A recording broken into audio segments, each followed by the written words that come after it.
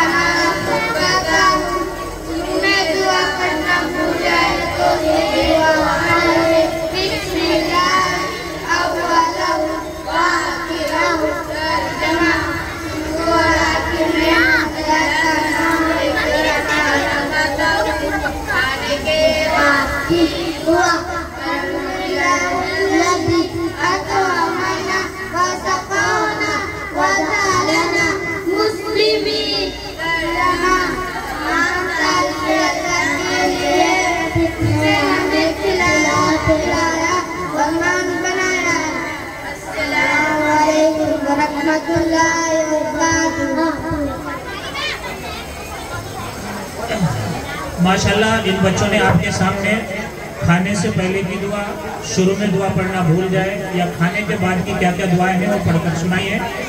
और बहुत सारे साथी माशाल्लाह इनकी हौसला अफजाई कर रहे हैं और इनको इनामात से नवाज रहे हैं।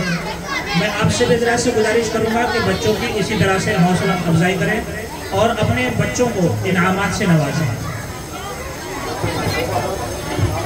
माशाल्लाह, बहुत अच्छा, अल्हम्दुलिल्लाह। बैठी थी ना पहले, उनको मैं एक सेकंड